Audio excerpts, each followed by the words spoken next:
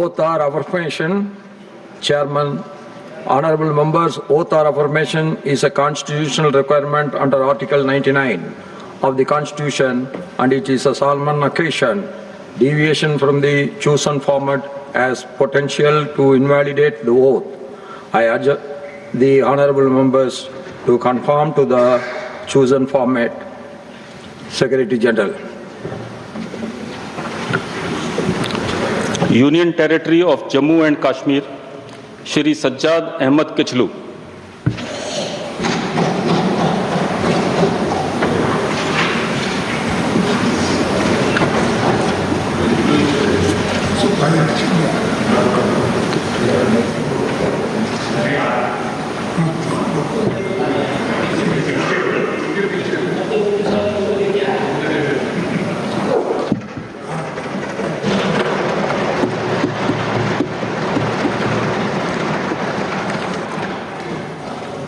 मैं सज्जाद अहमद किचलू, जिसे राज्यसभा का रुकन मुंतखब किया गया है, खुदा के नाम से हलफ उठाता हूँ कि मैं भारत के आईन पर जो कानून के मुजब तय पाया है एतकाद रखूँगा और इसका वफादार रहूँगा। मैं भारत के इक़्तिदार आला और सालमियत को बरकरार रखूँगा और जिस अहदे के लिए मैं संभालने वाला हूँ इसके फ़राइज़ वफादारी से अंजाम दूँगा।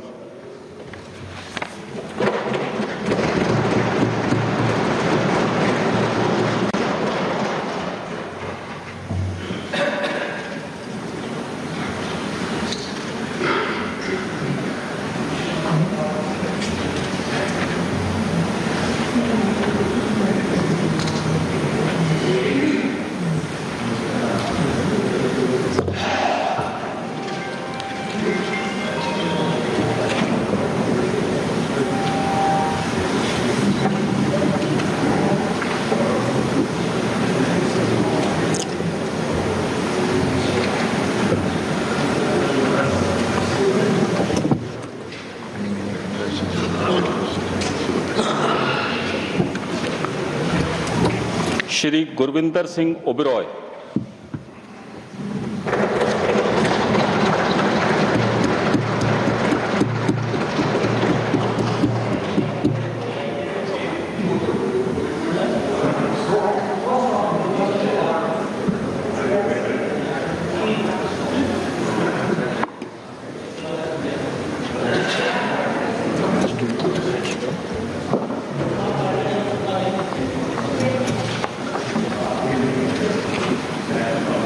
मैं गुरविंदर सिंह ओबरॉय, जो राज्यसभा का सदस्य चुनिया गया हाँ, ईश्वर की सौं चुकता हाँ कि मैं कानून द्वारा स्थापित भारत के संविधान के प्रति सच्ची श्रद्धा और निष्ठा रखांगा, कि मैं भारत की प्रभुता और अखंडता को बरकरार रखांगा और जो कर्तव्य मैनू संभालन वाला हाँ उसनू वफादारी नाल निभावांगा।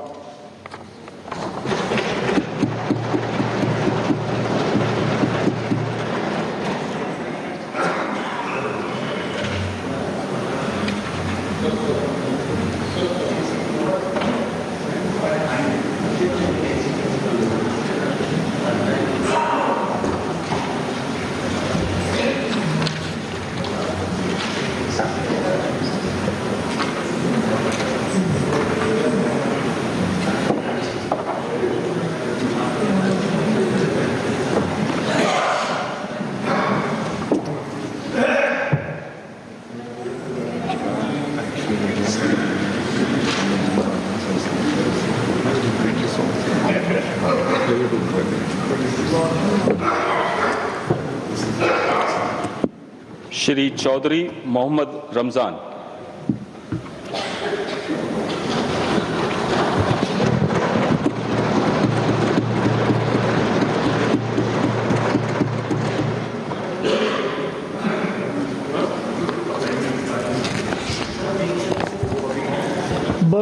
चौधरी मोहम्मद रमज़ान युस राज्यसभा हुंद मेंबर मुंतखब करने आव छुस खुदा वंद ताला सुन नाव हेथ यह कसम करान ज बह थाव भारत किस आईनस पे युस कानूनी किन कायम सपदमुत पोज एतकाद बह रोज अमि आयनुक वफादार बे थाव भारत सरदारी तो सालमियत बरकरार तो बह दिम तम फरज़ ईमानदारी सान अंजाम यम मे सुपर्द सपदन वल छ।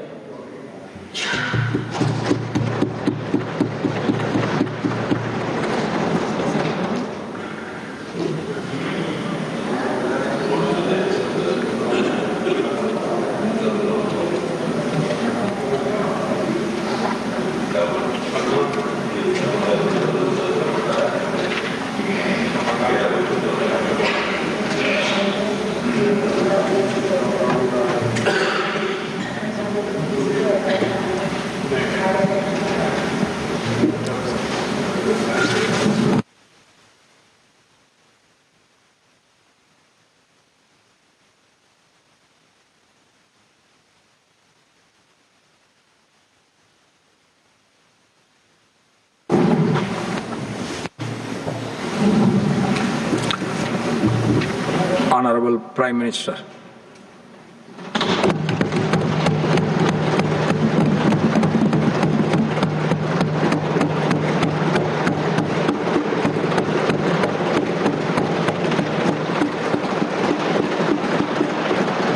आदरणीय सभापति जी,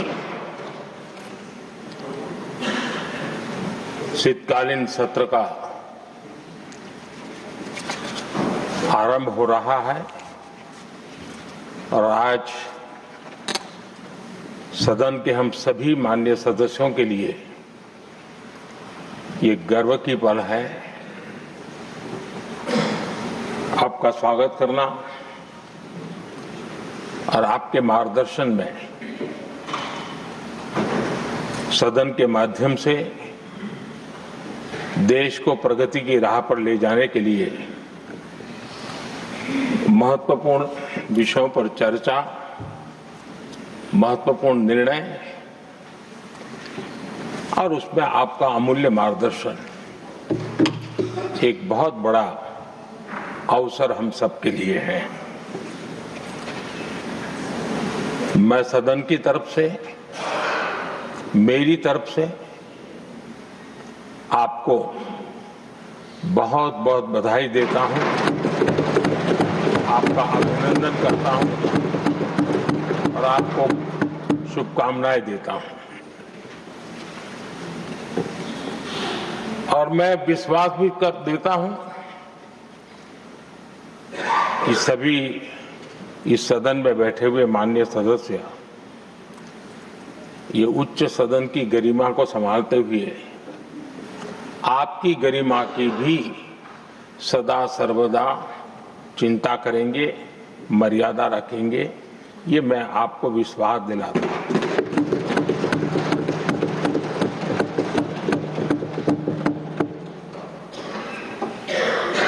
हमारे सभापति जी एक सामान्य परिवार से आ रहे हैं, किसान परिवार से निकले हैं और पूरा जीवन समाज सेवा के लिए समर्पित किया है। समाज सेवा ये उनकी निरंतरता रही है। राजनीतिक क्षेत्र उसका एक पहलू रहा है, लेकिन मुख्य धारा समाज सेवा की रही है। समाज के प्रति समर्पित होकर के जितना कुछ अपने युवा काल से लेकर अब तक वो करते आए हैं, करते रहे हैं, वो हम सभी समाज सेवा के प्रति रुचि रखने वाले लोगों के लिए एक प्रेरणा है, एक मार्गदर्शन है। सामान्य परिवार से, सामान्य समाज से, सामान्य राजनीतिक जहां अलग अलग करवट बदलती रही है, उसके बावजूद भी आपका यहां तक पहुंचना, हम सबका मार्गदर्शन प्राप्त होना, ये भारत के लोकतंत्र की सबसे बड़ी ताकत है।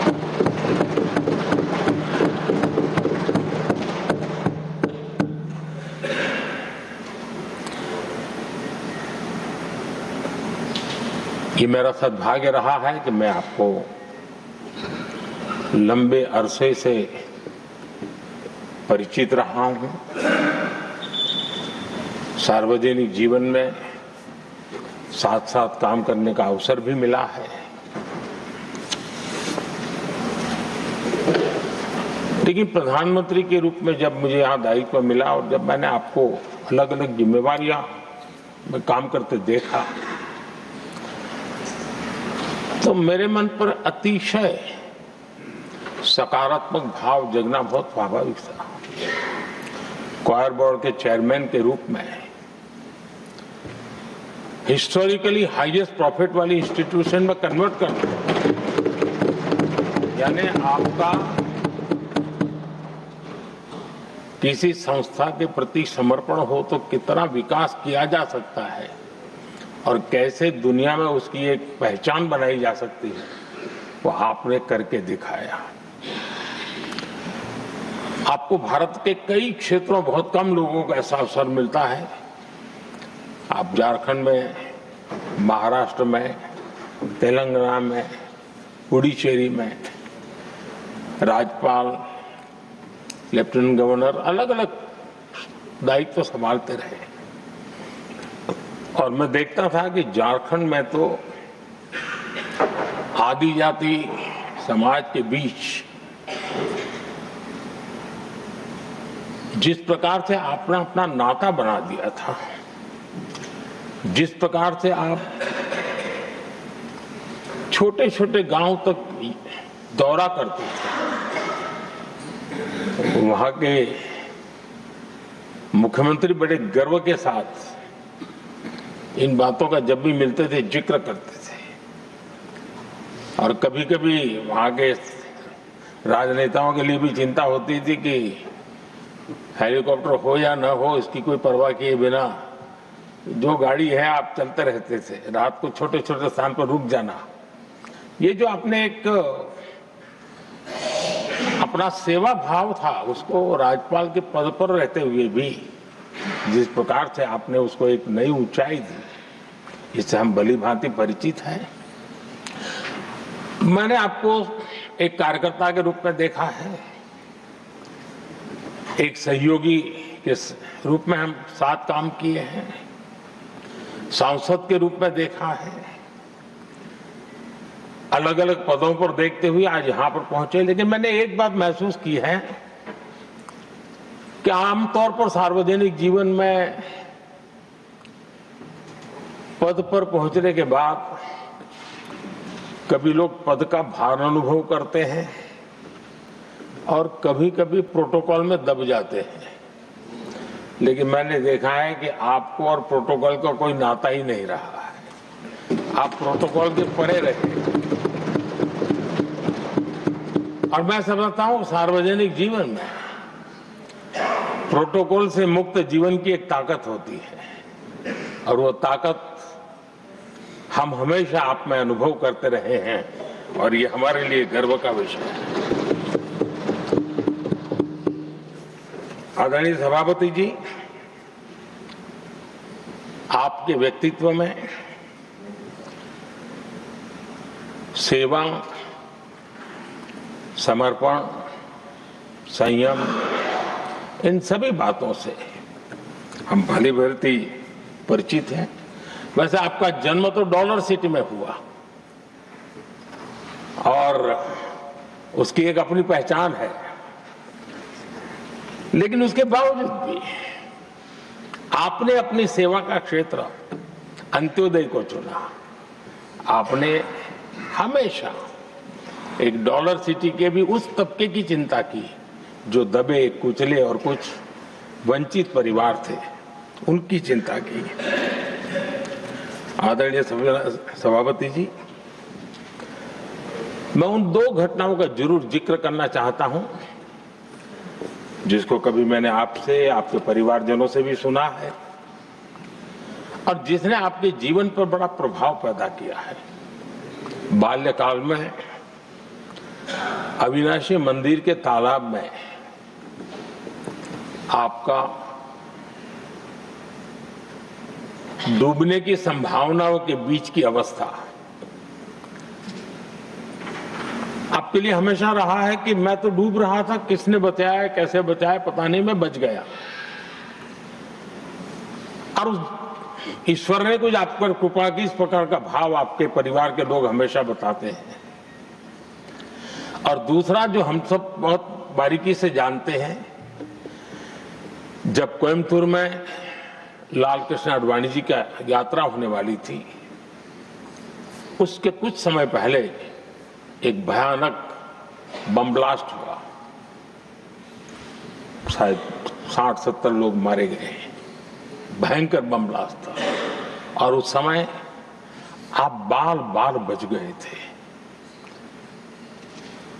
इन दोनों में जब आप ईश्वरीय शक्ति का संकेत देखते हुए अपने आप को समाज के प्रति अधिक समर्पित भाव से काम करने की जो आपने वजह के रूप में उसको कन्वर्ट किया, ये अपने आप में एक सकारात्मक सोच से बना हुआ जीवन का प्रतिबिंब है।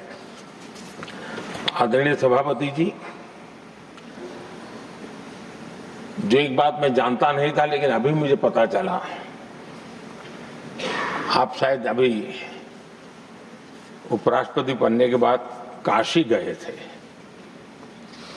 और आपका काशी का दौरा था, तो एक सांसद के नाते स्वाभाविक रूप से मेरा मन वहां सब कुछ ठीक ठाक हो ही रहता है। लेकिन आपने वहां एक बात बताई जो मैंने सुनी, मुझे मेरे लिए नई बात थी। आपने वहां कहा कि आप वैसे तो नॉनवेज के आदी थे, लेकिन जब पहली बार आप काशी गए थे जीवन में और काशी में पूजा वगैरह की, माँ गंगा को अपने आशीर्वाद प्राप्त किया माँ गंगा से, और पता नहीं आपके भीतर एक संकल्प जगा और उस दिन से आपने तय किया कि आप अब नॉनवेज नहीं खाएंगे। अब ये कोई न कोई सात्विक भाव, कोई नॉनवेज खाने वाले बुरे हैं ऐसा मैं नहीं कह रहा हूं, लेकिन आपके मन में काशी की धरती पर विचार आया, तो एक सांसद के नाते मेरे लिए भी एक स्मरण रखने वाली एक घटना के रूप में मैं उसको हमेशा याद रखूंगा। भीतर कोई न कोई आध्यात्मिक भाव जो इस प्रकार की दिशा में ले जाने की प्रेरणा देता है। आदरणीय सभापति जी, छात्र जीवन से आपकी नेतृत्व सामर्थ्य रहा है। आज राष्ट्रीय नेतृत्व की दिशा में आप हम सब का मार्गदर्शन करने के लिए यहाँ विराजमान है, यह हम सब के लिए गर्व का विषय है। आदरणीय सभापति जी, आप लोकतंत्र के रक्षक के रूप में अपनी जवानी में, युवा अवस्था में, जब किसी को भी सरल मार्ग से जाने का मन कर जाता है, आपने वो रास्ता नहीं चुना, आपने संघर्ष का रास्ता चुना। लोकतंत्र पर आए हुए संकट के सामने मुकाबला करने का रास्ता चुना और आपने आपातकाल में एक लोकतंत्र के सिपाही की तरह जिस प्रकार से लड़ाई लड़ी, साधनों की सीमाएं थी, मर्यादाएं थी, लेकिन जज्बा कुछ और ही था। और वह उस क्षेत्र के सभी, उस सब पीढ़ी के नौजवान आज भी इमरजेंसी के खिलाफ की आपकी जो लड़ाई थी, लोकतंत्र के लिए आपका संघर्ष था, उसमें आपने जन जागृति के जो विविध कार्यक्रमों को अपनाया था, लोगों को जिस प्रकार से आप प्रेरित करते थे, वे हमेशा हमेशा के लिए लोकतंत्र प्रेमियों के लिए एक प्रेरणा देने वाली घटना रही। आप एक अच्छे संगठक रहे हैं, मैं भली भांति जानता हूं। आपने संगठन में जो भी दायित्व संभालने का अवसर आया, आपने उस जिम्मेवारी को चार चांद लगा दिए, अपने परिश्रम से लगा दिए। आपने हमेशा सबको जोड़ने का प्रयास किया। नए विचारों को स्वीकार करने का प्रयास किया, नई पीढ़ी को अवसर देने का प्रयास किया। ये हमेशा संगठन में आपके कार्य की विशारद रही। कोयम्बतूर की जनता ने आपको सांसद के रूप में यहां सेवा करने के लिए भेजा और तब भी आपने सदन में रहते हुए हमेशा उस क्षेत्र के विकास के लिए अपनी बातों को बड़ी प्रमुखता से लोगों के सामने रखा, सदन के सामने रखा।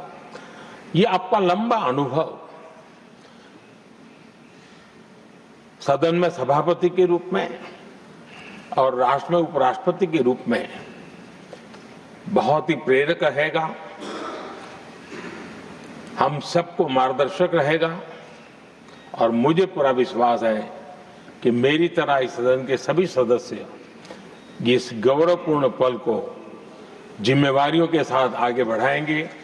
इसी भावना के साथ मेरी तरफ से, सदन की तरफ से आपको बहुत बहुत शुभकामनाएं देता हूं।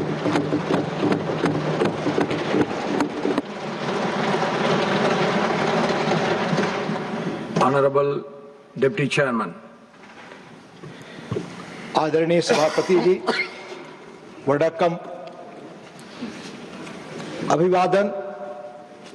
यह सुखद संयोग है कि लगभग 7.5 दशकों बाद डॉक्टर सर्वपल्ली राधाकृष्णन जी, जो तमिलनाडु में जन्मे, देश के सर्वोच्च पंचायत के उच्च सदन के पहले सभापति और देश के पहले उपराष्ट्रपति बने, उन्हीं महान शख्सियत के उत्तराधिकारी के रूप में आज आप उसी महान विरासत और दायित्व को संभाल रहे हैं।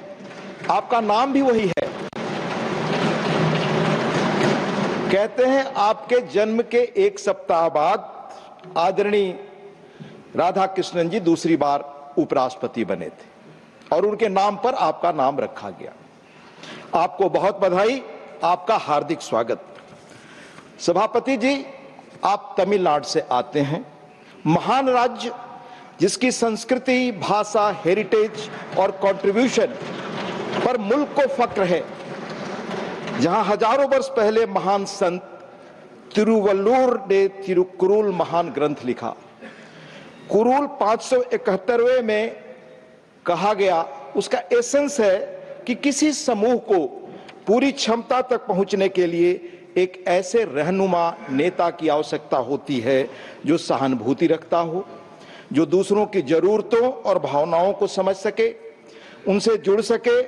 यह सहानुभूति नेतृत्व एक सकारात्मक माहौल को बढ़ावा देता है, जहां लोग खुद को मूल्यवान समझते हैं और सामान्य लक्ष्यों की दिशा में काम करने के लिए प्रेरित होते हैं।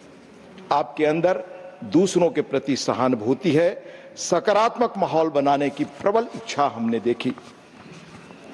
आपके जीवन, आपसे हुई मुलाकातें, आपके प्रयास काम के आधार पर और इधर विश्वविद्यालयों, सार्वजनिक संस्थानों, विधायिकाओं में संविधान दिवस के अवसर पर जो कुछ भी आपने कहा, उससे आपके व्यक्तित्व की 4-5 चीजें बड़ी विलक्षण और अलग मुझे लगती हैं। पहला, डायलॉग में यकीन, डिबेट में यकीन, दूसरे के मत को सुनना और सम्मान देना। दूसरा, कन्विक्शन, 16 वर्ष की उम्र में जो ठीक लगा, जो मार्ग आपको, जो आस्था, जो विचार पसंद आया, उस पर आप चले। इसकी परवाह आपने नहीं की कि उस विचारधारा के समर्थक वहां हैं या नहीं।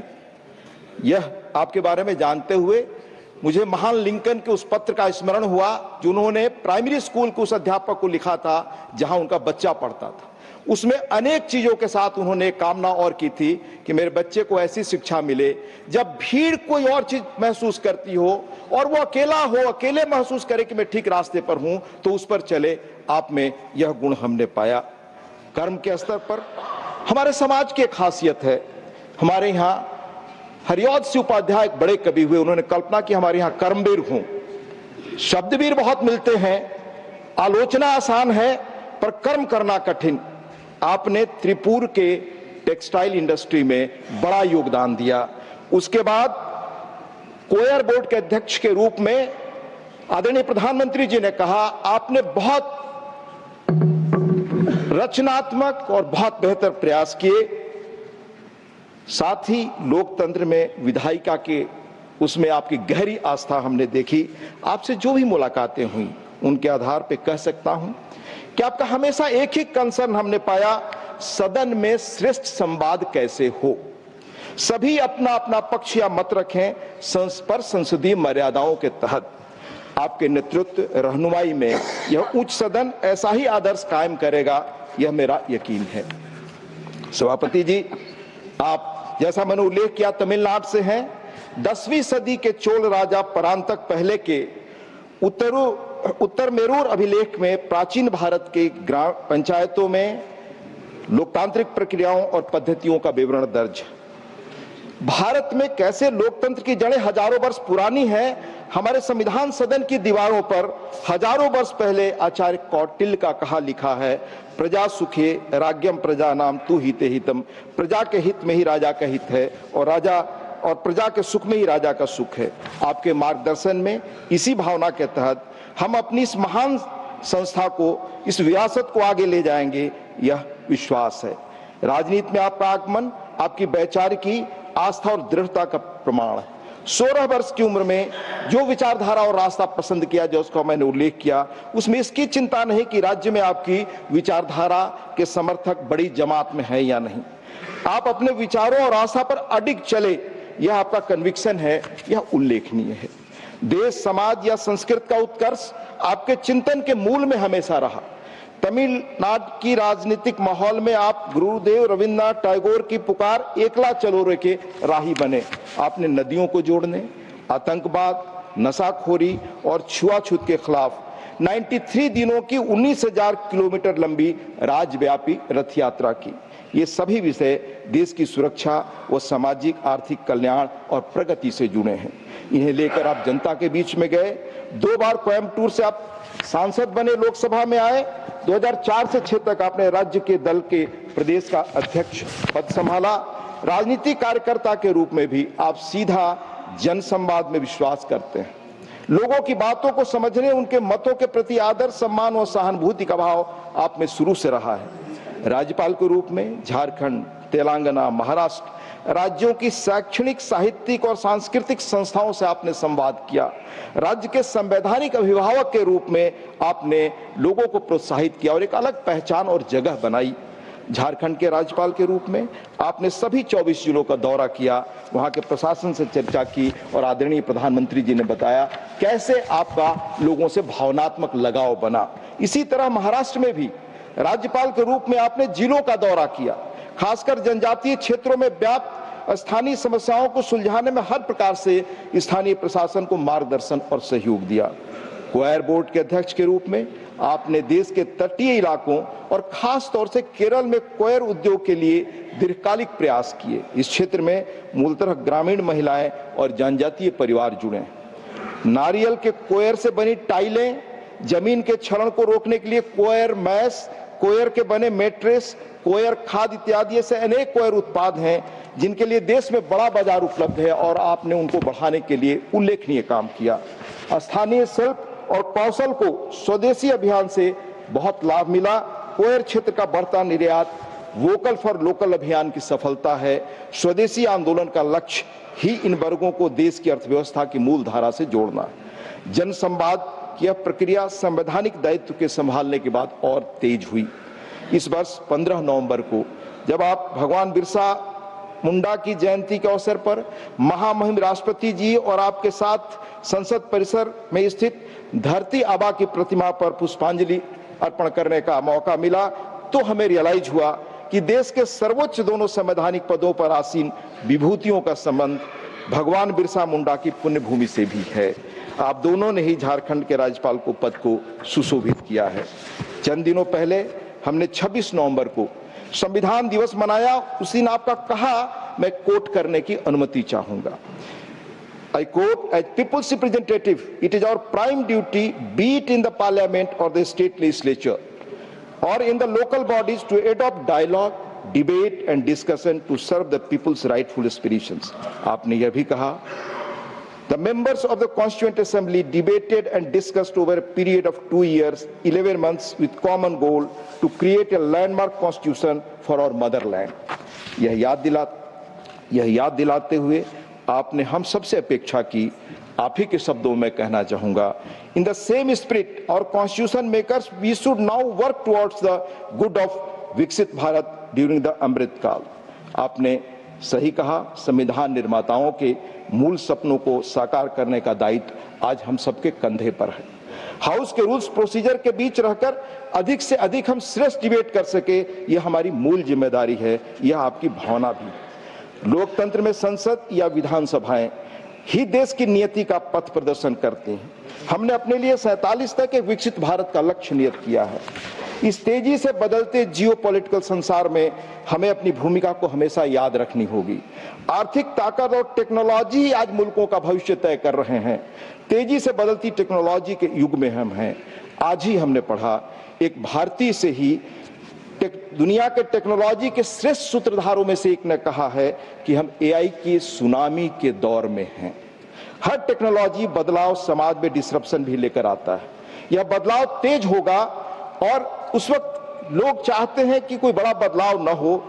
जैसे कंप्यूटर आया तो हम सबके लगा कि एक नई चीज आ रही है, उसका विरोध भी हुआ, पर ये चीजें अनिवार्य है। समय आगे बढ़ता है, दौर पीछे छूट जाते हैं। हम समय के साथ अगर नहीं रहे तो पीछे छूटेंगे। आज भारत उसी स्थिति में AI, machine learning, robotics, quantum computing, drone technology जैसे नई टेक्नोलॉजी के साथ है। हमें संसार के इस बदलाव के बीच प्रासंगिक रहना है। इसमें विधायिका की अहम भूमिका है। आज भारत ने फाइनेंस, टेक्नोलॉजी और इसके साथ जो हमारे टैलेंट पुल है सॉफ्टवेयर वगैरह में, हम उस कगार पर हैं। हमें शीर्ष राजनीतिक नेतृत्व के रूप में संसद और उसके उच्च सदन के रूप में राज्यसभा को इस बदलाव की अगुवाई करनी चाहिए। नई तकनीकों को न केवल अपनाना होगा बल्कि उन्हें समावेशी भी बनाना होगा। टेक्नोलॉजी डिवाइड से समाज को बचाना होगा। आज टेक दिग्गज जीन एडिटिंग में निवेश कर रहे हैं। डिजाइनर बेबी का ट्रेंड शुरू हो रहा है। हमें इन चीजों पर गौर करना होगा। दूसरी ओर बहुत सारे ऐसे कानून हैं। पिछले लगभग हमने एक दशक में 1,500 से अधिक कानूनों को हमने पुराने निरस्त किया है। पर अभी मैंने सुप्रीम कोर्ट का एक पढ़ा कुछ ही दिनों पहले कि 300 साल पुराने कानूनों से हम आज भी कई चीजों में प्रॉपर्टी सेलिंग से लेकर संचालित हैं। हम सब विधायिका को, विधानसभाओं को इन चीजों पर काम करने के लिए बहुत चीजें हैं। हाल में हमने किताब पढ़ी, मैं उल्लेख करना चाहूंगा, breakneck China's quest to engineer the future by Deng Wang. यह दुनिया की दो बड़ी ताकतों के बारे में है, पर दुनिया के हर देश और हर नागरिक के लिए संदेश से भरा। हमारे लिए भी विचारकों का एक वर्ग कहता है कि एक बड़े देश के लिए लिखा खत है वहां के नीति निर्माताओं से लेकर नागरिकों के लिए। उसमें एक प्रसंग है।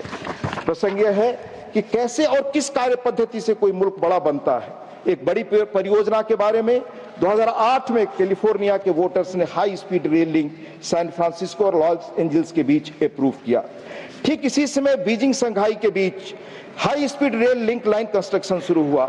रफली दोनों के बीच डिस्टेंस बराबर, लगभग 800 माइल, 1300 किलोमीटर। इस देश ने 2008 में शुरू कर 2011 में पूरा कर लिया। खर्च $36 बिलियन आया।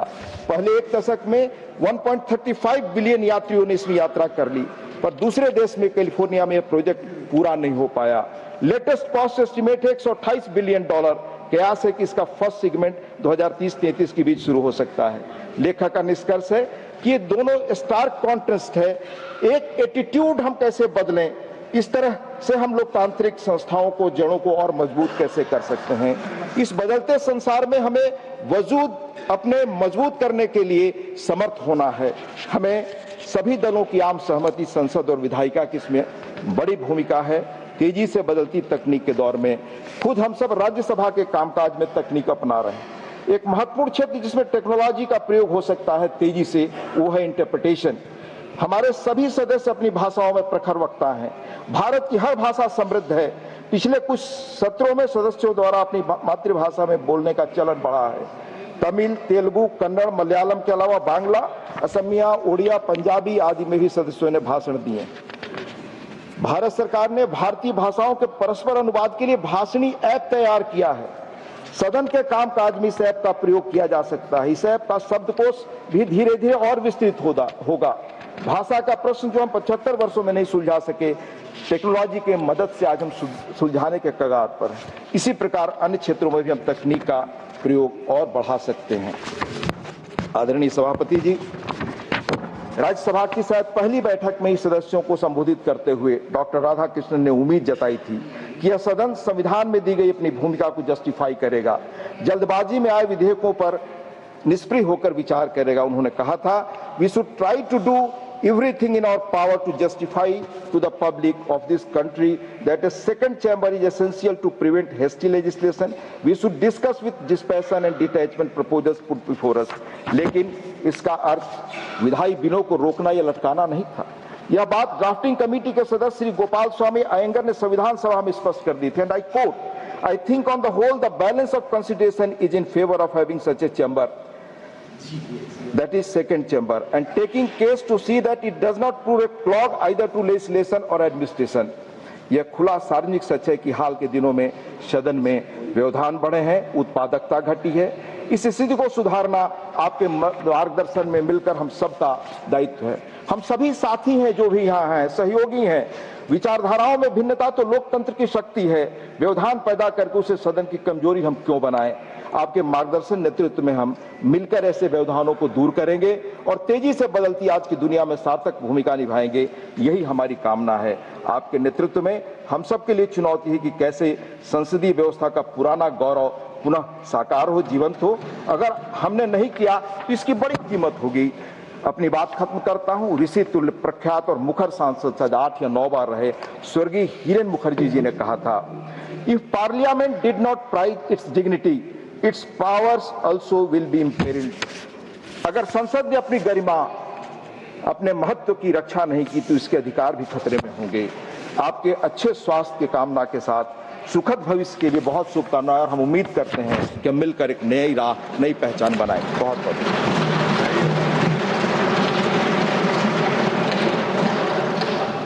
Honorable Leader of the Opposition.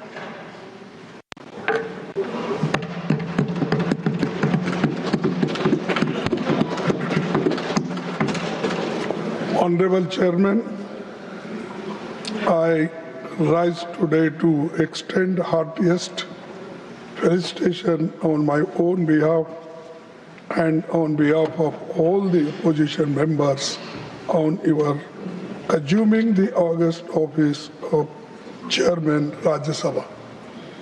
While I had already congratulated you on election as Vice President of India, I again take this opportunity to reiterate the same on the floor of the House.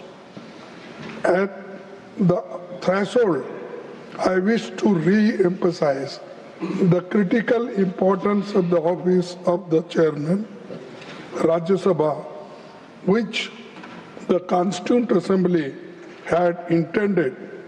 Chairman, sir, on your rest the heavy responsibility, smooth conduct of the proceedings of the August Council of States, which goes a long way in maintaining the dignity and pivotal relevance of the House. In this context, I consider it apt to quote the following sage words of Dr. Sarvepalli Radhakrishnan, which in a different way our Deputy Chairman has spoken, but this is a relevant portion I am reading from Radhakrishnan's speech. So the first Vice President and Chairman of Rajya Sabha, during his acceptance speech on 16th May 1952, I belong to no party. Why I am saying, because many people claimed that you belong to their party. संसद के शीतकालीन सत्र की शुरुआत हो चुकी है। लोकसभा और राज्यसभा की कार्यवाही शुरू